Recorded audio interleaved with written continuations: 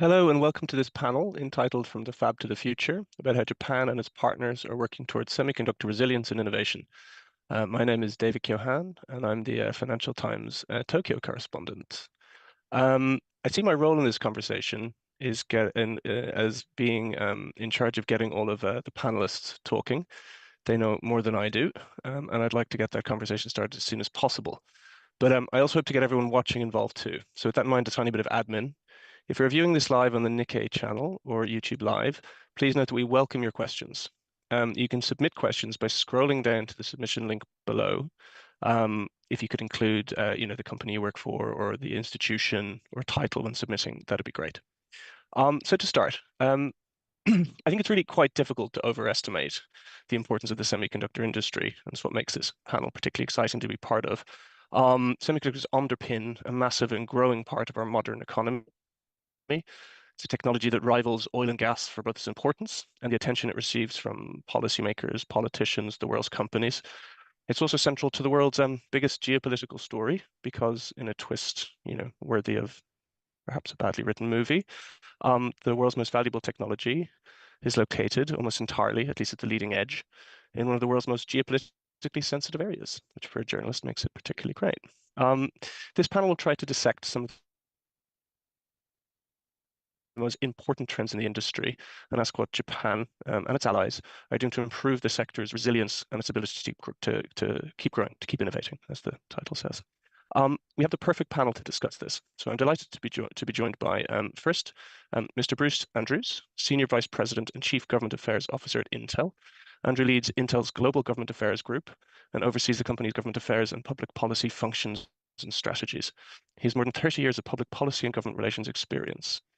Prior to Intel, he served as a senior vice president and managing partner, co-leading global government affairs at SoftBank, Japan's SoftBank Group. Next up, we have Ms. Kristy Tsun, director of the Taiwan ASEAN Studies Center, Zhonghua Institution for Economic Research, a leading non-profit, policy-orientated economic research institute in Taiwan. Her research institutes include Southeast Asian Study, Regional Economic Integration, International Trade Policy and Economic Trade Law, and recently a focus on supply chain resilience and economic security issues. She was a visiting fellow at the Korea Institute for International Economic Policy in Seoul, South Korea, and the Washington, D.C.-based Wilson Center, where she published a series of publications on a U.S. strategy on semiconductor supply chains. Next up, we have Professor Yasuyuki Todo, who's professor at the Graduate School of Economics at Waseda University since 2014, after serving as the department head at the Department of International Studies at the University of Tokyo. He's also a program director and faculty fellow at the Research Institute of Economy, Trade, and Industry.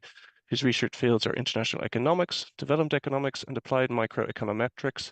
And he's one of the leading economists and supply chain researchers globally. He's published multiple books, including on semiconductor supply chains.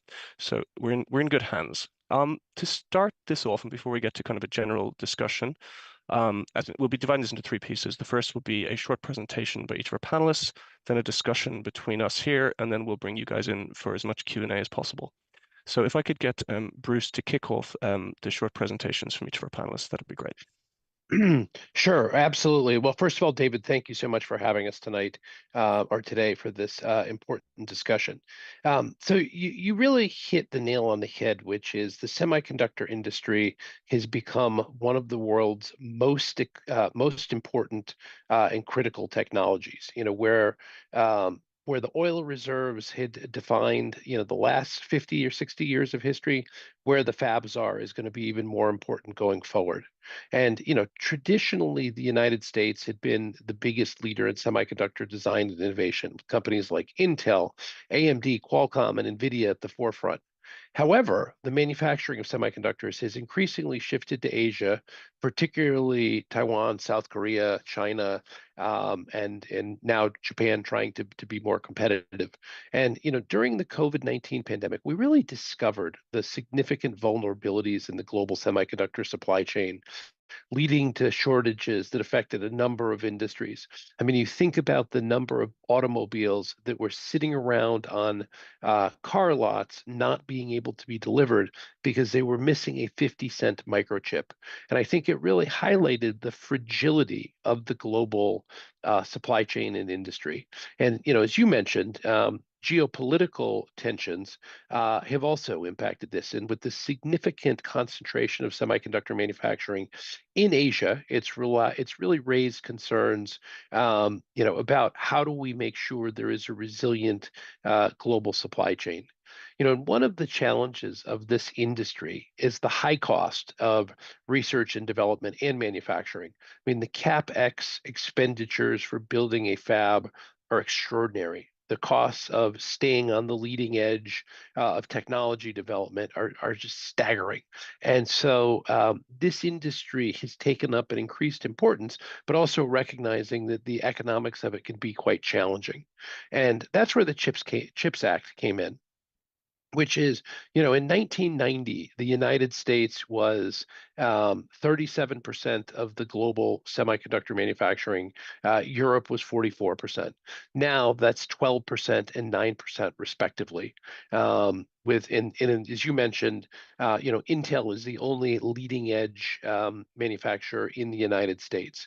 And so what the CHIPS Act was designed to do is to really help fill the significant cost gap between manufacturing in Asia and manufacturing in the United States by incentivizing domestic manufacturing, research, and development. And I think if you talk to the companies, because of all the subsidies and the policies that have been carried out in Asia over the last 30 years, Asia's just developed a remarkably extensive ecosystem, but B, the cost of manufacturing there because of all the subsidies and other advantages that are held because of that provides a huge advantage.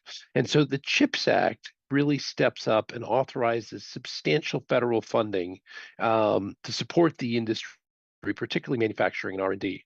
So this includes grants, subsidies, tax incentives to encourage companies to construct and expand the US-based industry, and particularly facilities, and fund semiconductor research and development. The Act includes also provisions for workforce training and education to address the skills gap in the semiconductor industry, which is something that not only is being faced acutely in the United States, but in countries around the world. And by providing these incentives, the Act really aims to increase the domestic semiconductor production capacity, reduce reliance on foreign suppliers, and enhance the global competitiveness of the U.S. industry. So what has been the impact of the CHIPS Act? And, really the CHIPS Act represents a first strategic effort by the US government to really revitalize the domestic industry. And this is probably the biggest piece of industrial policy in the United States, really since the Second World War. And, in an attempt to address the supply chain vulnerabilities and maintain technological research, or I'm sorry, leadership. And so by providing these incentives, the Act aims to ensure that the U.S. remains a key player in the global semiconductor market. And what I think is so interesting about it is, the CHIPS Act was only $52.7 billion. I say only because I think at the time people thought that is a huge number. But what it has done is unlocked hundreds of billions of dollars in investments. By the estimate of the Semiconductor Industry Association, already $500 billion or $500 billion worth of new investments have been announced in the semiconductor industry in the United States. And so, this effort to help the US play catch up with the rest of the world, particularly while other countries are also continuing to try to enhance the competitiveness of their industries. For example, there was a story today about Korea passing new incentives. India is aggressively trying to get into the semiconductor manufacturing game. The EU passed its own CHIPS Act, and Japan, I saw a story this morning, I think probably in your publication, saying how Japan is talking about spending $65 billion. The prime minister would like to spend $65 billion in the coming years. And so this all comes at a time where supply chains are all being examined to build more resiliency, to really spread out so that we don't end up in a situation where they were as critically exposed as we learned in COVID. And, a number of countries in the developing world are really trying to capture part of the semiconductor supply chain and value chain. And this comes at a time where we're seeing surging demand and growth in sectors like automotive, 5G, IoT, AI, and data centers, which has increased the demand for semiconductors. The global semiconductor industry or market is expected to grow from $529 billion in 2023 to over $1 trillion by 2030. And to meet this market growth, the industry is investing heavily in manufacturing and in R&D. And you had mentioned, and I'm sure we'll talk more extensively about the trade tensions between the U.S. and China, which has been a real challenge for global companies to have to navigate because it creates a challenging geopolitical environment for those of us who operate, not only in the United States, but also, China is one of the biggest semiconductor markets in the world and a critical part of every major semiconductor company's revenue stream. So everybody is looking at how do we do more localization of semiconductor production and to diversify supply chains to really reduce the dependency, particularly on Asia. So one of the things you asked is what is the political situation in Washington? And obviously, last week was a very big deal in that regard. The election of President Trump, bringing in a new administration, is going to be a substantial change. Now, I would remind everybody that the CHIPS Act was actually originally envisioned under President Trump. People often forget that Trump was a big part. His administration played a big role in the creation of the CHIPS Act. Now, it was passed under the Biden administration, but it really began and got a lot of its running room during the Trump administration. And it's been very interesting to watch the Trump transition because in 2016, they really, I think, were almost caught by surprise by winning, whereas this transition has been remarkably impressive. It's highly professional. It's much faster than we've seen. I mean, the fact that we've already seen a number of the key members of President Trump's his economic or national security cabinet is truly impressive at the speed and scope. And they're professionals. These are, Senator Rubio is an example, somebody who is the chairman of the Senate Intelligence Committee, but has deep experience in these issues. And I think, one of the things that will be interesting is, we're now going to see for the first time in a while, full Republican control of Washington. So controlling the House, controlling the Senate, and controlling the White House. And, some people have said, will there be changes made to the CHIPS Act? And obviously, that's something that the president and Congress will have to decide. But I think it's worth remembering how bipartisan the passage of the CHIPS Act was. Senators like Senator Cornyn, Senator Young from Indiana played a key role in helping to get the CHIPS Act passed and help to make it successful. And one of the things is the projects that are going to be funded are in districts of both Democrats and Republicans. And actually, interestingly, more of the big projects, for example, like our Ohio project, are actually in the districts, the congressional districts and states of Republican representatives. Often Democrats and Republicans in Congress differ on some of the tools. I think we'll see a continued focus and a continued support for taking significant effort to support this industry because it's not only an economic security issue, but you'll hear many of them talk about how they view it as a national security issue as well. So let me stop there and let some of my colleagues take a turn here, and I look forward to the questions that people have. That was great, thank you, and lots to dig into in a little bit. Kristy, would you like to step up next? Sure. Thank you very much. Thank you, Davey, and thank you, Bruce, and thank Nikkei for having me here. It's really a very timely occasion to talk about the semiconductor. You probably don't believe that in Taiwan this week and last week, we had more than 30 events discussing debating this U.S. election result and this Trump 2.0.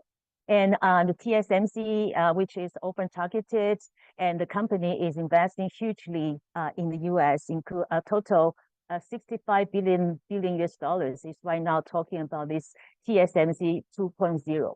we also in Taiwan discussed about this in China Plus One strategy 2.0. So it seems everything needs to have an updated version to cope with the new political strategic situation. So having said that, I think the positive development is that, as Bruce has just mentioned, that at a global perspective, global semiconductor sector has experienced several booms and significant fluctuations in 2020. But right now, we see a very positive trend, which is the rise of artificial intelligence and 5G technologies driving strong growth, especially when we see strong sales in the third quarter of 2024, and sales are especially strong in the Americas and China. And for Taiwan, just a little background for Taiwan in terms of developing a semiconductor sector.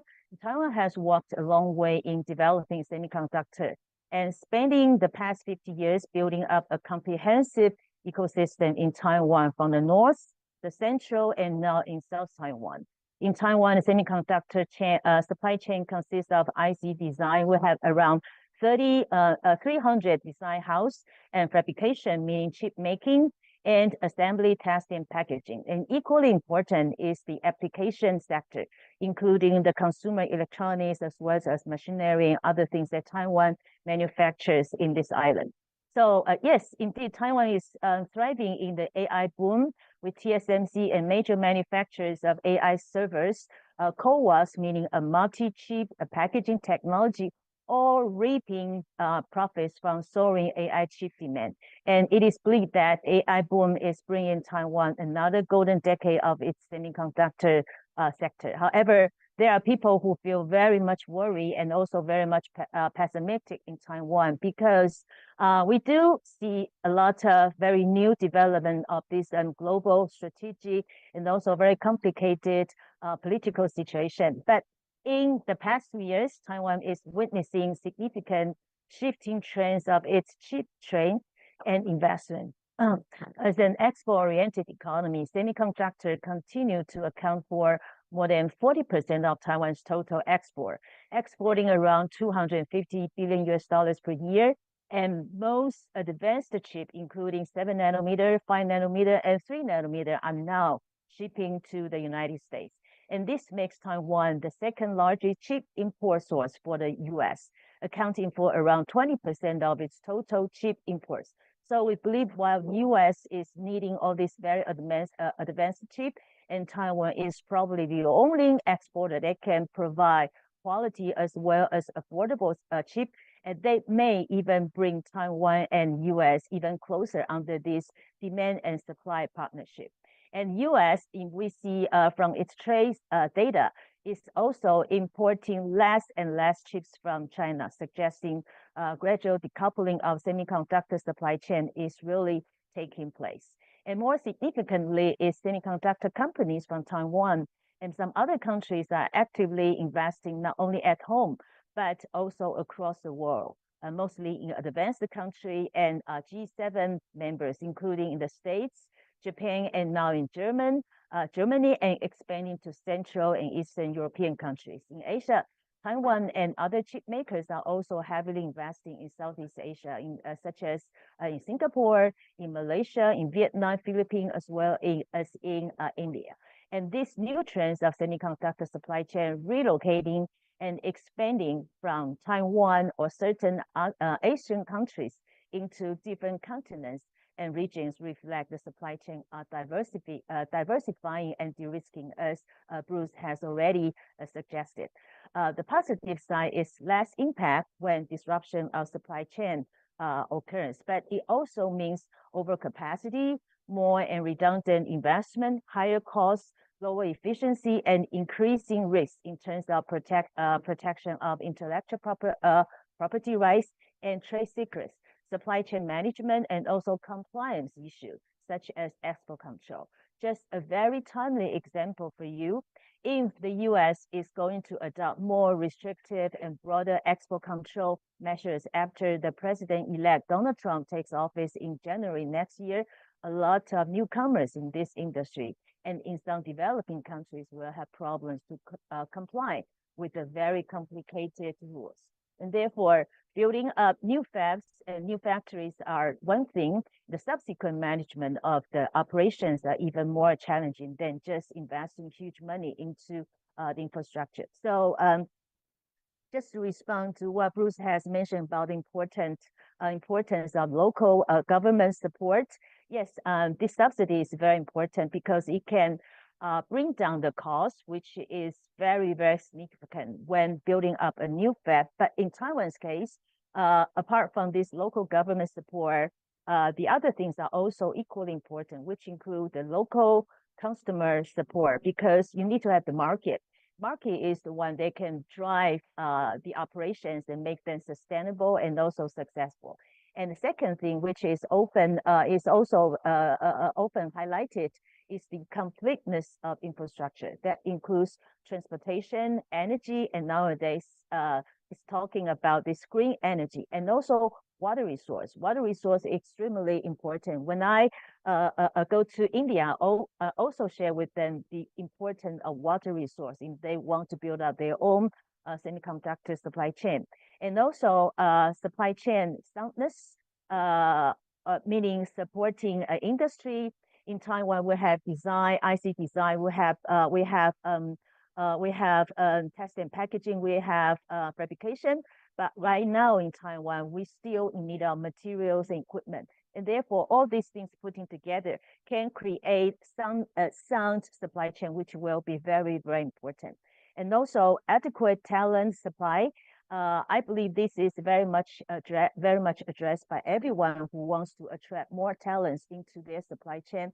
But right now, the world is actually searching and fighting for talents, and mostly from some developing countries like the Philippines and also Vietnamese are always targeted for the talents and also the cost. So I think that with all these components, plus the local government policy, which means, for example, the US CHIP Act and also European version CHIP Act will be all necessary for a newcomer, a new country to start with its own supply chain. And also extremely important right now is this energy issue. For example, while Taiwan is thriving and benefited from this AI boom, but we are also facing challenges in terms of these data centers. This supercomputer in Taiwan built, invested by, for example, NVIDIA, is consuming a lot of electricity. That means that we are facing electricity price going up and also energy issues. So I think that will also bring a lot of issues that we don't expect. So when we discuss this semiconductor supply chain, we have to take all this together into consideration. So I think I'll just stop here. Thank you. Thank you very much. That was a very good demonstration of how complicated this subject is, and I think we need to unpack all of that. That was great. Thank you very much. Todo Sensei, you are our last panelist. Please go ahead. Thank you very much, David. I think I have a slide, so please show my slides. So, by the way, I would like to thank the organizers for inviting me to this very interesting and meaningful webinar. In this slide, the QR code on the left side is the link to this the slides for today. So if you're interested, you can download them. So can you go to the next slide, please? So everybody talking about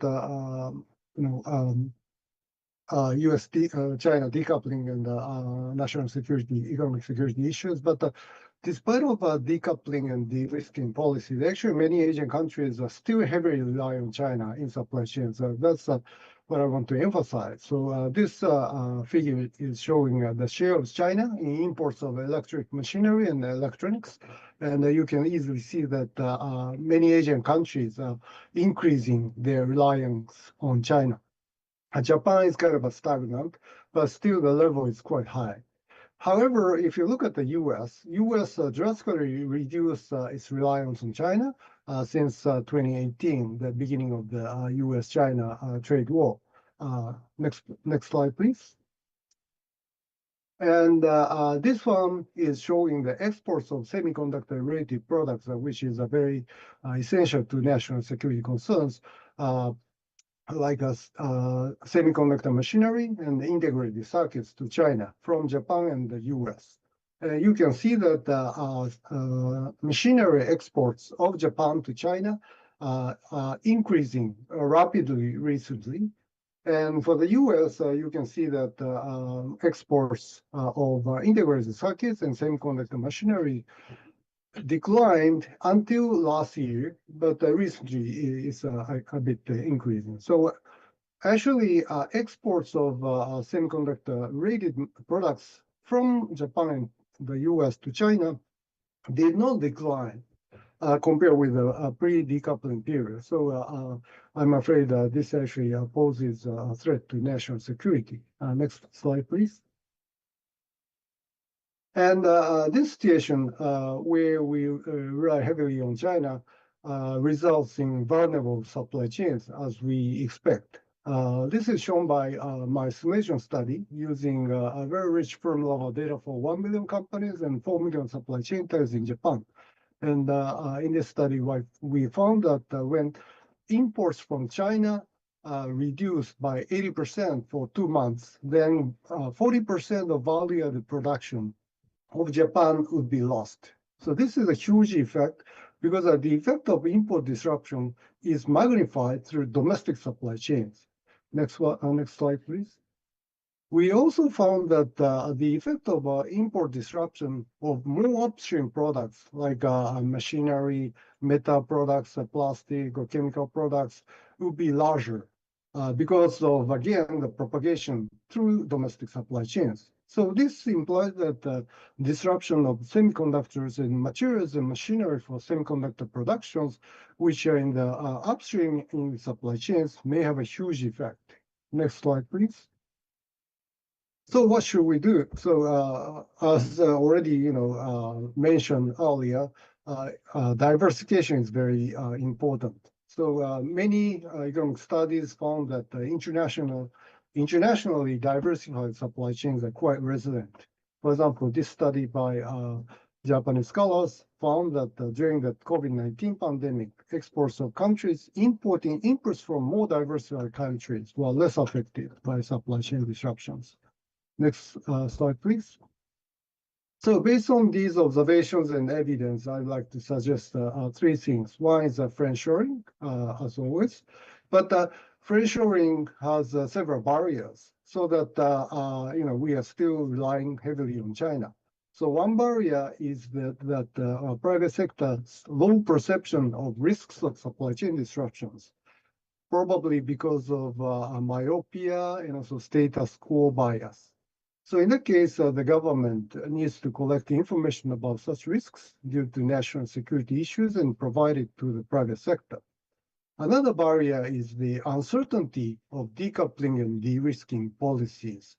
So, we are talking about the small yard and high fence, but actually the yard is expanding and not well predictable to private companies.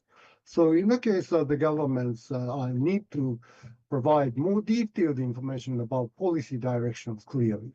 Next slide, please.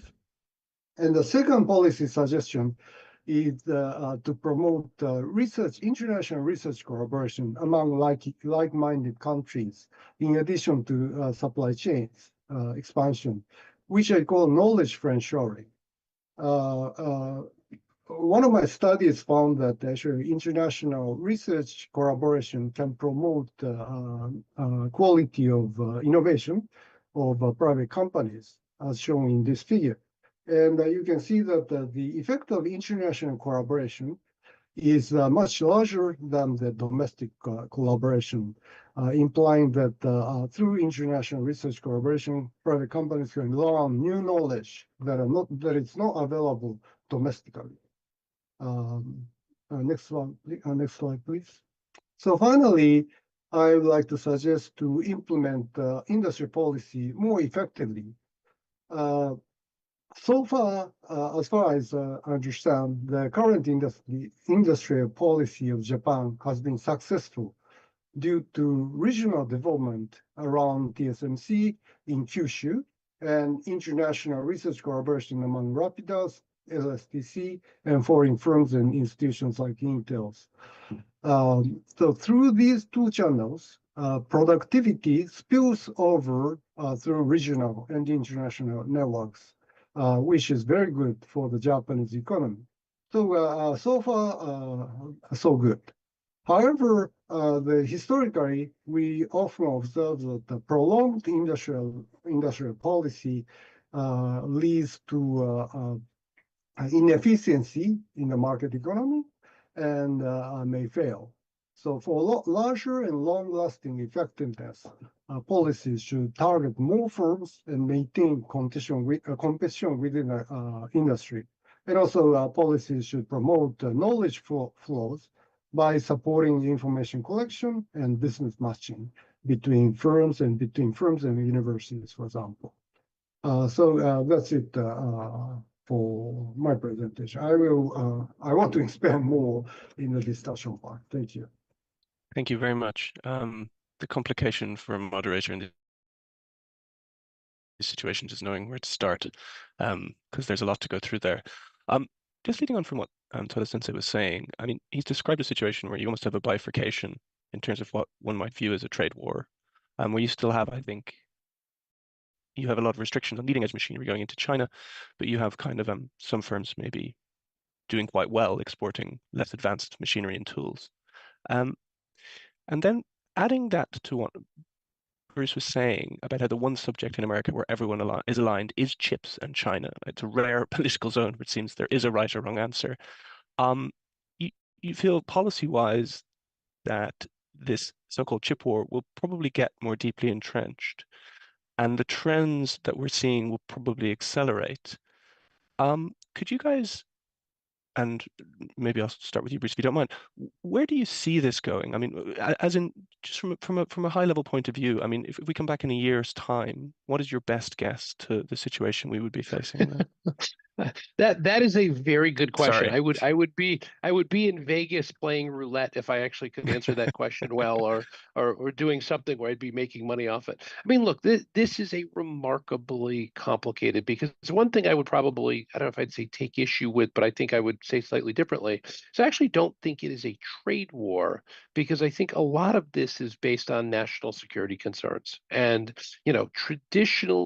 in recent years, national security has become defined much more broadly. And one of the previous speakers said, the small yard, high fence has become a bigger yard over the course of time. And, if you talk to U.S. national security officials, they believe that these are dual-use technologies that could be used potentially by China in military ways. And if you talk to Chinese leaders, they would tell you that they believe that the U.S. is over defining in terms of national security, and that that some of this is being used to hold down the Chinese economy. So there's two kind of, I wouldn't call them diametrically opposed, but two very different takes on what is going on in the world. And I think, with President Trump, I've got to admit, I can't tell you where I think he's going to take this. I do think his policies are going to be, quite influential in where this ends up in a year. I think, and I would put them in two ways. One is how he pursues export control policies, because the Biden administration has definitely issued a whole lot of new export controls. And then the second is tariffs. Candidate Trump talked a great deal about tariffs, on China and more general tariffs. And it really will depend on what does he do with that. Does he come in and, because I do think if he were to impose, let's say, the 60% tariffs that he discussed in the campaign, I think you would see significant reaction from the Chinese side. And so, there's a lot of variables that play here that make this very challenging. I can tell you from an industry perspective, and I think I speak very broadly across the industry, we're hoping that the two sides can work well together.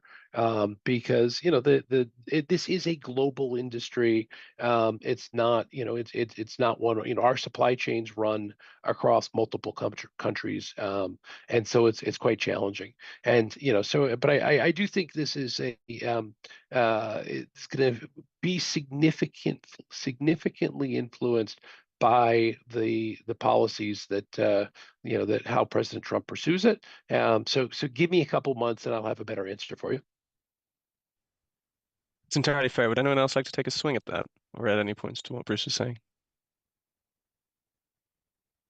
If not, I might ask one more question just on that front, which is you said something which I thought was very interesting, which is that a lot of this comes down to the high cost of R&D and the question of skills gap. This is a question for, maybe Kristy can jump in on as well with TSMC in mind. Is it really possible to replicate what the big foundry companies have done, TSMC, Intel, Samsung? I mean, the idea of starting supply chains in other countries is how realistic do we actually think that is? Because if it was just a question of money, it seems to me that this isn't a problem that nation states can solve. It seems to me this is something that there's some secret sauce here that I personally don't understand, but I'd be fascinated to hear your opinion on. Yeah, I think that is a great question because we talk about this question for the past 4 years.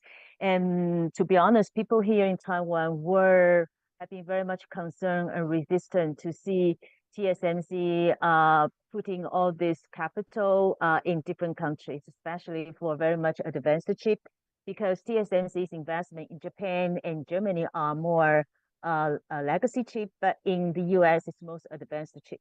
So it took Taiwan for 2 or 3 years to come to almost consensus or agreement that TSMC or other critical suppliers in the supply chain need to go out for several reasons. First is the US has been Taiwan's largest customer, largest market, and therefore, and also it holds a lot of technology for Taiwan, and therefore TSMC and all other suppliers have to follow suit.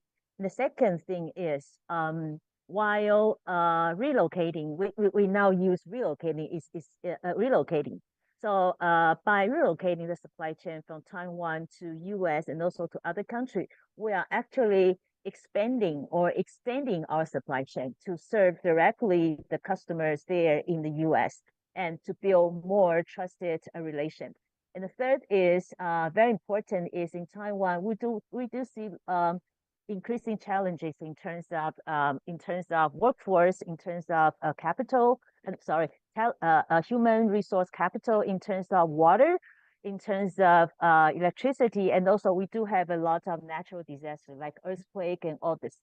And therefore, by putting some of the supply chain to other countries where our most important markets are actually reducing the pressure here for electricity, for example, energy challenges for the whole sector. So right now we come to support TSMC going there. However, there are also concerns that whether TSMC's investment in Arizona may reach or may achieve what it really wants. Fortunately, they didn't go well in the past 2 years because of this union thing, this trade union thing. And right now, they are actually moving very smoothly. I believe that they are going to have a very important ceremony where they will invite Trump, where they will invite whether it's a president already or it's president-elect. So right now, TSMC's investment in the US and also in Japan are pretty much smooth, which is very positive sign for this kind of concern. Todo Sensei, do you want to jump in there? Yeah, so can I add from a perspective of Japan, which is a kind of a backward country in terms of semiconductor. So basically, for the semiconductor production to be successful, of course, money or investment is one big factor, but it's not enough. Obviously, technology is more important than money. And in that sense, fortunately, as I mentioned earlier in the last slide, TSMC is actually bringing, of course, legacy chips, but still high technology from a Japanese perspective. And in addition, other companies like material company, machinery companies, and user companies are agglomerating around TSMC so that they are exchanging technology and knowledge and information. This actually promotes, this improves the productivity of all of these firms. So that's actually key to the success. So in that case, another example in Japan is, of course, Rapidus. And in the case of Rapidus, actually the Japanese government encouraged international research collaboration with Rapidus and Intel and so forth. So in that sense, that kind of collaboration promotes the technology in Rapidus and also LSTC. So that's why I'm currently, at least currently, optimistic about the future of Japanese semiconductor production. Thank you. Actually, considering just keeping an eye on the time, I think we might try and start the Q&A session in about 10 minutes. I would like to concentrate a little bit on Rapidus, actually, and I think just for the benefit of listeners or audience members who are unfamiliar with Japan or Rapidus, it's Japan's kind of government-sponsored effort to kickstart production, leading-edge chip production, in Japan.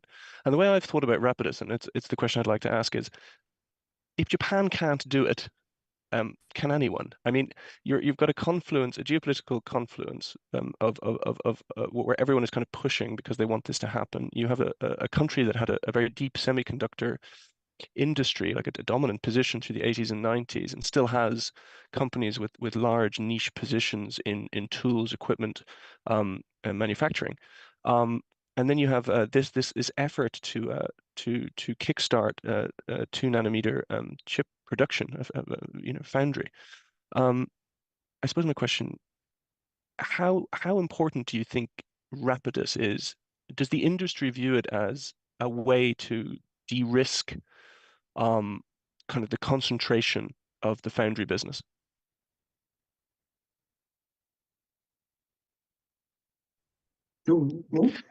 Sorry, Todo-sensei, if you would you mind starting with that one? I'd be interested in your point of view. I should have nominated somebody.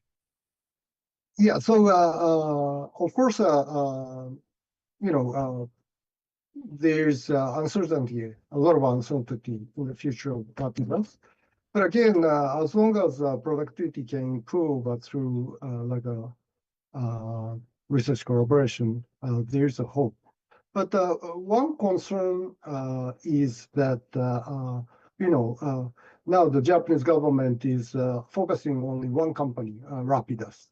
So, but historically, for example, TSMC was not one of them. One of the, the Taiwanese government did not focus only TSMC, but actually there was a competition among other companies, Taiwanese companies with TSMC. So through this kind of competition, actually TSMC invested a lot in R&D activities and then improved the productivity.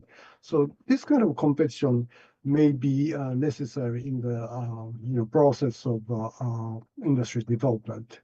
So if you look at Samsung also, there was a kind of a competition among other Korean companies at the very beginning. So we need to think about it in the long run. I mean, we still need some kind of a kickstart, like a huge subsidies initially, but in the long run, we need to have a competition with other companies too. Thank you very much. Just to extend that question to Kristy and Bruce, I suppose what gives people hope with Rapidus is that it has an ecosystem here. When you look at other countries that might try and develop kind of chip production or chip supply chains, there is, I think, a chicken and egg problem.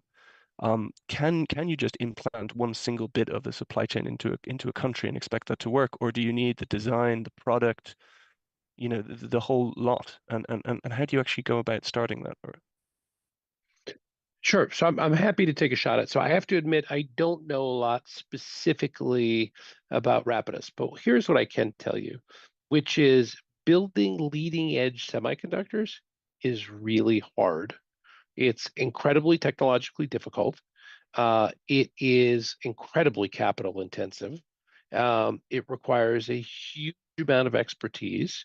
And I can speak from the Intel example, which is, we had for 50 years been the leader. We had a small stumble when we we're going from 10 nanometers to 7 nanometers because we didn't make the jump to EUV lithography the time we probably should have. We thought we could go to lower nanometer levels without jumping the technology. And ironically, ASML, probably wouldn't exist without Intel. Intel was a key backer. At one point, we owned 40%.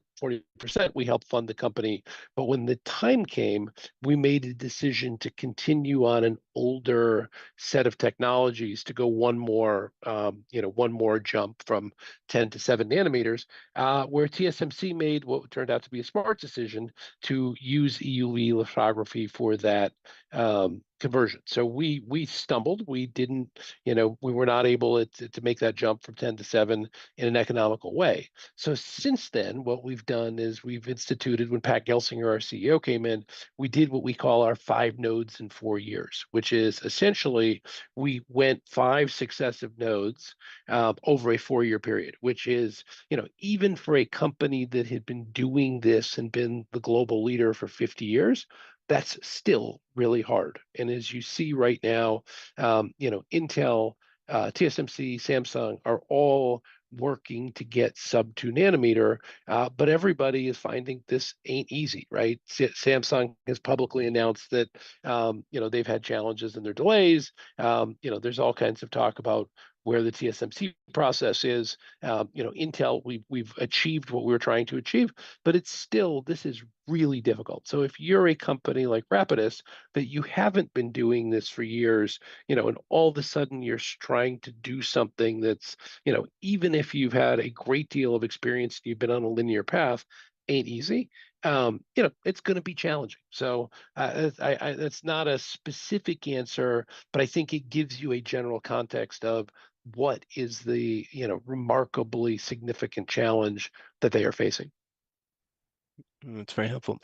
Christy, can I just ask, I'm going to jump to Q&A in 2 minutes, but just I have 1 or 2 questions myself, using moderator's privilege to keep you guys to myself for 2 seconds.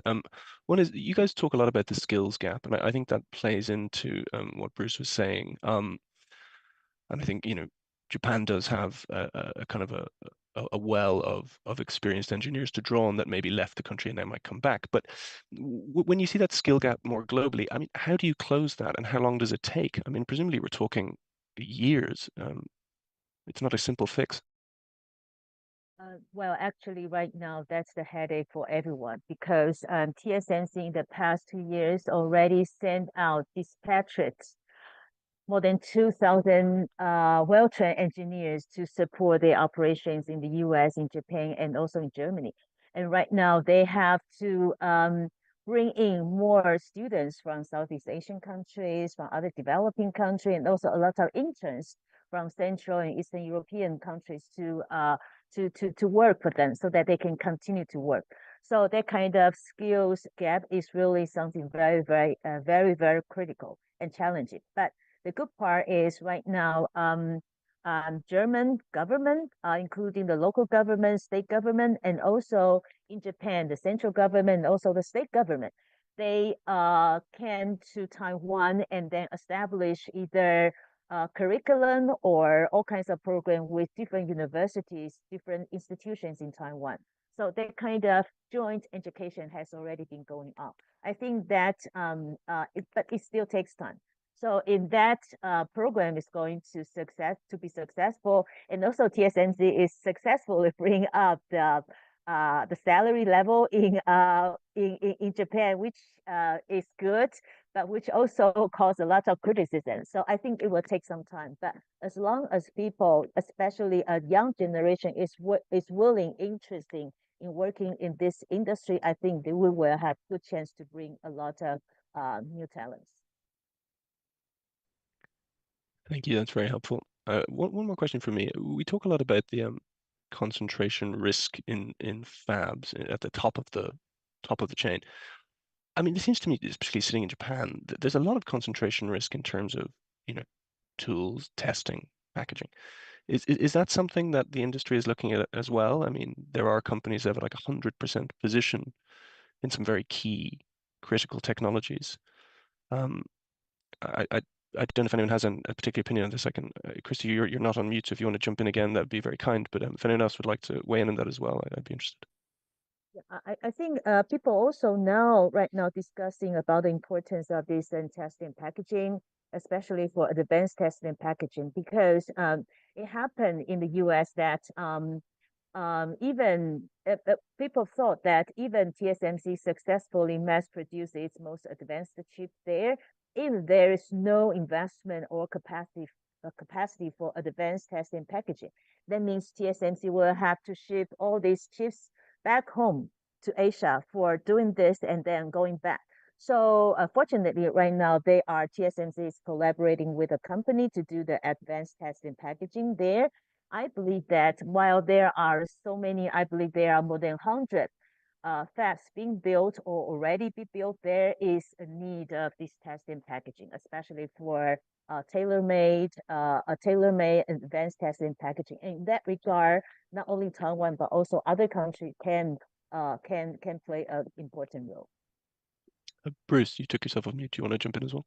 Yeah, no, I was just going to go back to the point I made earlier, which is, look, all these companies, we all face remarkably extensive global supply chains.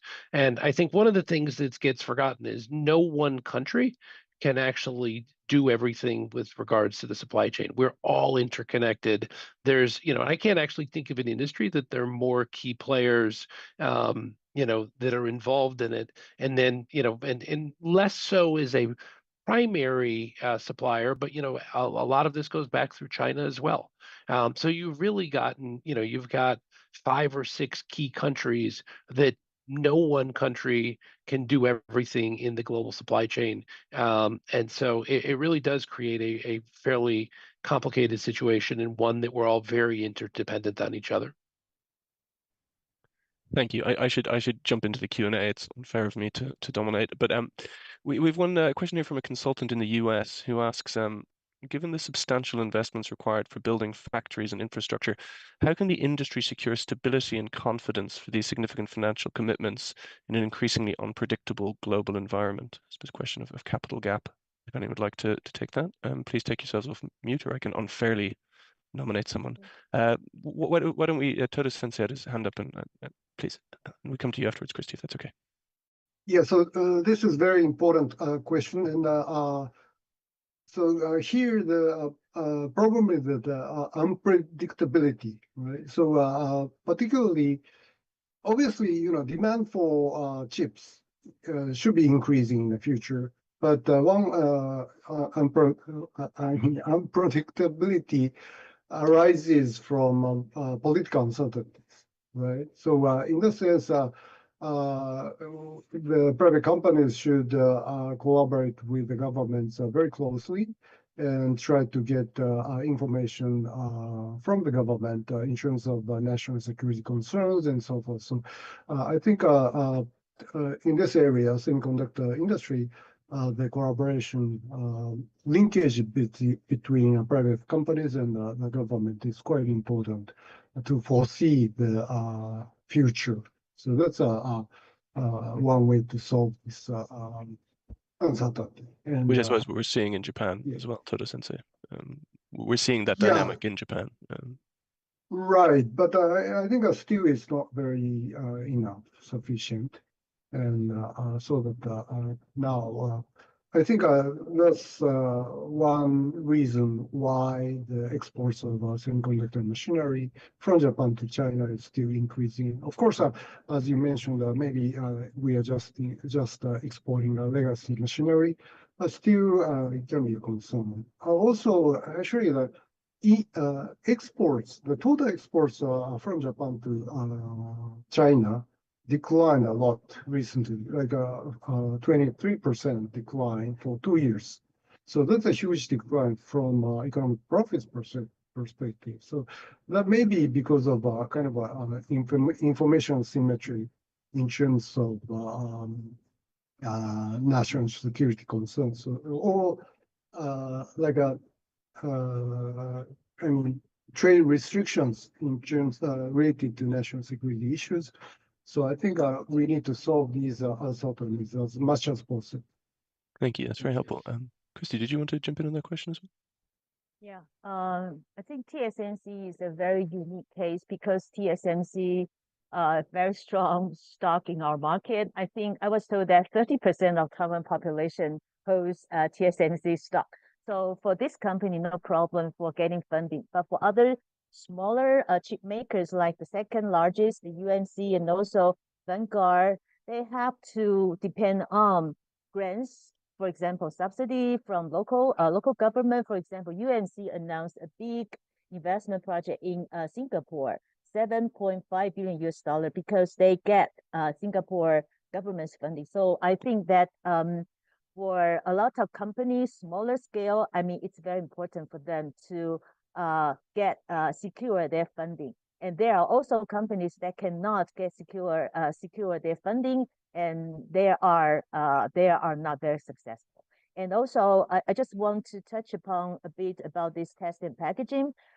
Test and packaging used to be very much focused in Taiwan or some in Malaysia, some in China, because in advanced country, it's always their labor law, for example, and also their very strong labor union will be very, very critical, even more critical than to a fabricator for a test and packaging company to go. But right now, because TSMC is going, and therefore Taiwan's largest test and packaging company like ASE is also following suit. So gradually by that, we believe that TSMC will be successful in bringing a lot of suppliers and then to form probably not an ecosystem so far, but at least a cluster in these countries. Okay, that's very helpful again. Thank you. We have another question here from an academic in South Korea who asks, why did TSMC select locations such as Kyushu or Rapidus selected its location in Hokkaido? And then why did other companies, including TSMC, I suppose, select other regions in the US? What makes these geographies significant, and how do they influence companies' location decisions? Would anyone like to volunteer for that one? Kristy, please go ahead. It's designed by their local partner. So the location, the decision of the location in Japan, and also in Dresden, is the discussion after TSMC counts out their partner, their business partner. And then why they choose to invest in Arizona. There are different opinions. So far, we don't know, because the TSMC never tell us why they choose to invest in Arizona.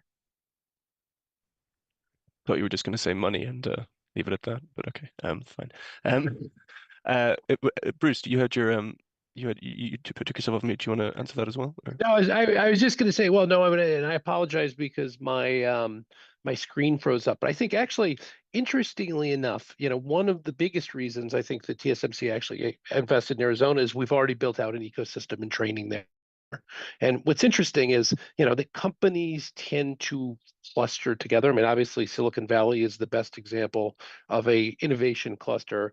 But, Intel, we've successfully, established Arizona. And so the Arizona government went out and recruited TSMC. But a big part of why TSMC came is we built the job training programs with Arizona State and Maricopa County Community College. We have suppliers already there. So it was actually a very interesting, we're going to follow an established player and sort of grab onto it. And then obviously that, Arizona was willing to offer, you said the money, which is often the case. But, Arizona was willing to offer generous subsidies to TSMC, as others have everywhere, because I think that's the industry standard. And, I think Taiwan was probably one of the places that that really started it, but now everywhere, and I think everywhere that's now become the norm. That's how you attract investment. Just one supplementary on that, Bruce. Do you guys, Intel, see like TSMC then as infringing in Arizona, or is it like a rising tide lifts all No. boats? As in the larger the cluster, the greater demand. It's not zero sum.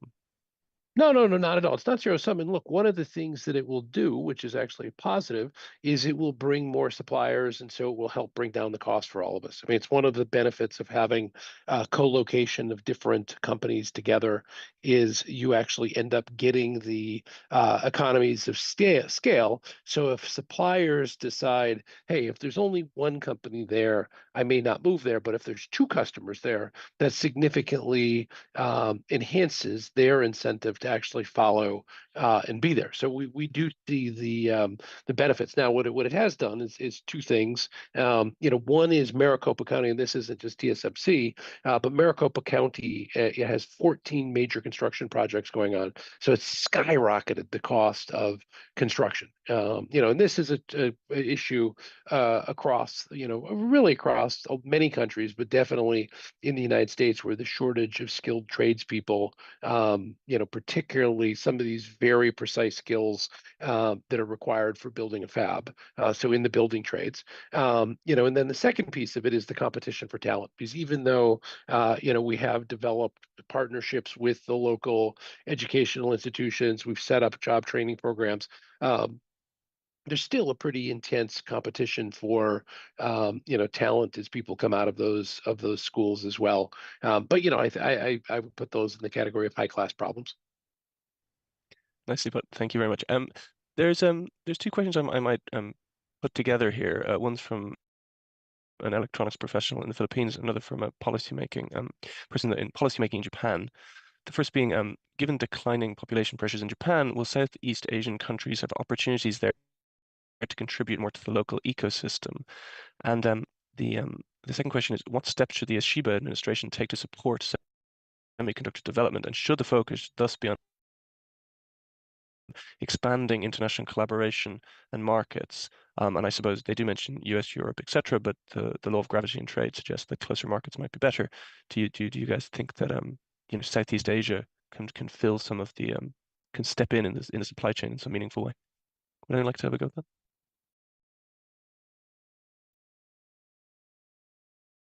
Todo Sensei, please go ahead. Yeah, actually, I raised my hand for the previous question. So, I'm sorry. Please answer both at the same time.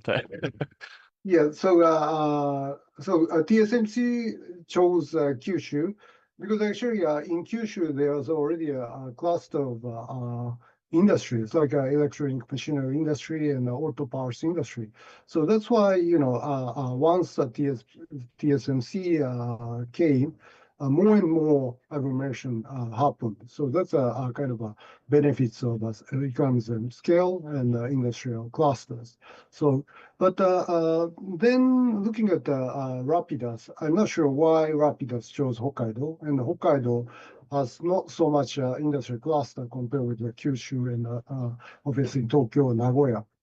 So one concern about Rapidus is lack of industry cluster in that area. So in that sense, that's a one big problem. But my hope is that Hokkaido is, as you know, good place to for skiing and good environment. The Hokkaido provides a very good environment, so that possibly high skill labor like engineers willing to relocate to Hokkaido so that they can promote, they can encourage the technology development. That's my hope.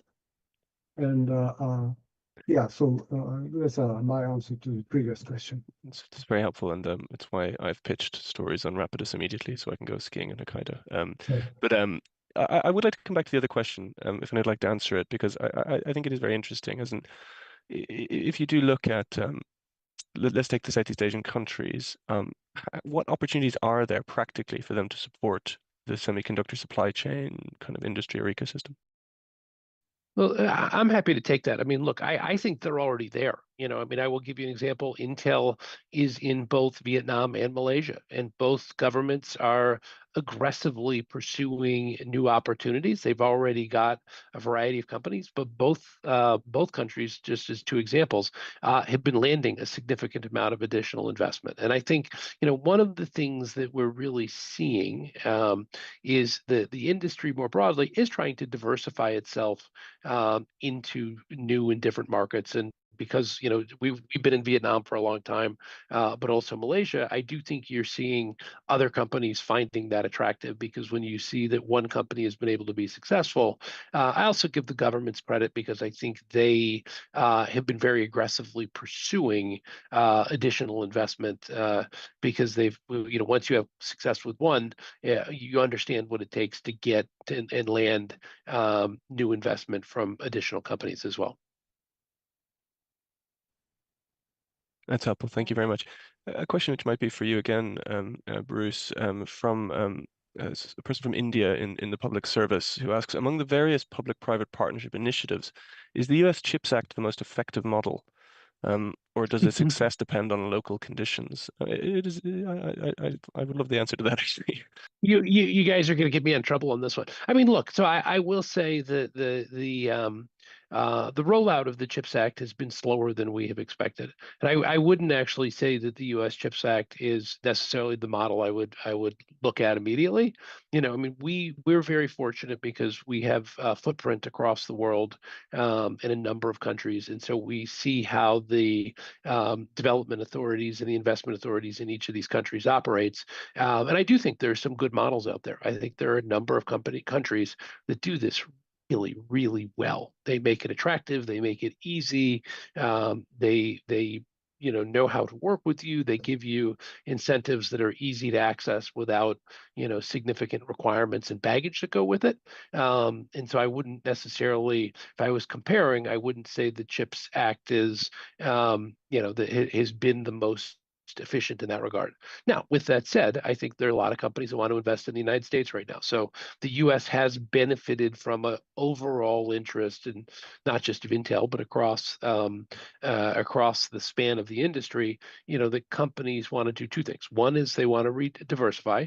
Two is they probably would have invested in the United States more significantly in the past, but the U.S. never really had an incentive program. Because I should have made this point about the CHIPS Act, but interestingly, the grants in the CHIPS Act are actually not going to turn out to be the most important part of the CHIPS Act. The most significant and important part of the CHIPS Act is the 25% investment tax credit. I mean, frankly, the grants, and I said this in the beginning, that $52.9 billion seems like a huge amount of money. And I think that was spent by the Commerce Department in about the first 10 minutes that they had the money, that they were able to allocate it, because there's this boom of new investment in the United States. But if you had $100 billion of investment, 52 is a big number. If you have $500 million or $500 billion of investment, it actually becomes a very, very small number. And so I think figuring out a system that works and it provides incentives that are able to fill the cost gap, but between the United States and Asia, while doing it in a way that's the most efficient and doesn't rely on the government to decide the size of a grant, is probably a more optimal way to do it. Thank you very much. Todo-sensei, you have your hand up. Would you like to step in? So from my perspective, one good thing about CHIPS Act is actually that's not a CHIPS Act, CHIPS and Science Act, right? So they are also focusing on the innovation part. That's very important. So this is a question from India. So I like to emphasize the importance of innovation when we think about the development of semiconductor industry. So in that sense, actually, Japan is following this science part by promoting international research collaboration in the semiconductor industry in Japan. So that's in that sense, CHIPS and Science Act is a model for Japan. Thank you. We're very, very short on time. There's actually one question that I would ask just to finish up. I think we only have about 3 minutes. So if everyone wants to have a go at this, just 1 minute would be great.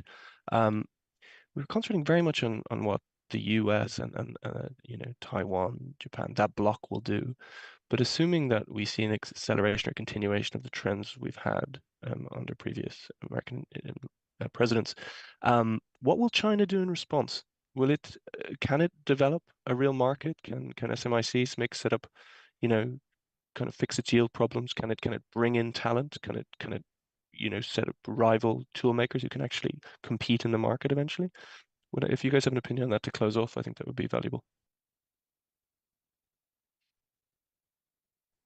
Sure. I mean, I'm happy to start.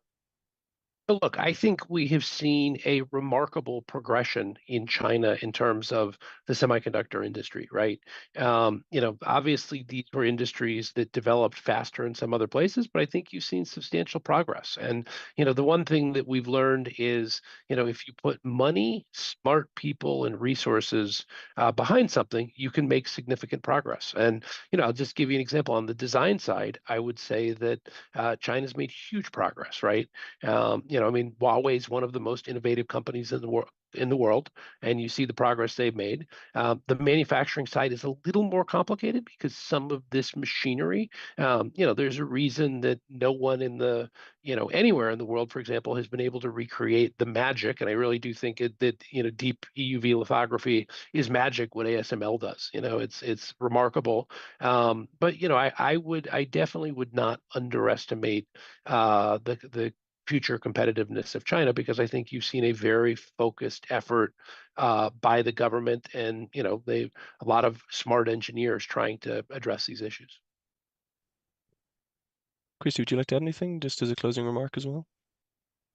I think China will be self-sustained in terms of legacy chip, and it will even be able to export or even dumping some of its legacy chip. But in terms of advanced chip, I don't think China is going to do that, not in the next 5, 8, or 10 years. That's very clear. Todo-sensei, would you like to weigh in as well? I fully agree with Bruce, and I want to add one thing more, which is China's size. So actually, China's population is huge, so that there are so many good, talented people. So that you know, this kind of a scale effect in innovation can be expected in China. So that we shouldn't underestimate China's you know, innovation capacity. Thank you very much. I think we are just about out of time, so I'm supposed to wrap this up somehow and summarize what you guys have all said. I'll do it very simply. I think it's a fascinating tale of concentration. You mentioned ASML and, you know, their EUV lithography machines, and the fact that then you have these a number of true foundries at the leading edge, and you have it in a very small number of countries, and then you have beneath that you have some tool equipment packaging makers who all occupy niches. I think it's an amazing story of concentration, and I'm not quite sure how you I won't say fix, but how you get past that to the next stage. I have no answer, and I'd like to come back here and discuss it all with you in a year. Bruce promised he'd have a definitive answer on President Trump in a year, so we'll get him back to answer it then. Just to finish up, I'd like to thank, as I should, the Nikkei, in whose building I sit, and the government of Japan, in whose country I also sit, for co-sponsoring this event. Please look out for our next webinar on the Global South. And since we're always looking to improve this series, if you scroll down, you can find a link to the post-webinar satisfaction survey. We'd greatly appreciate it if you could take some time to fill that out. So thank you to the panelists one last time. It was great having you guys. Thanks for having us.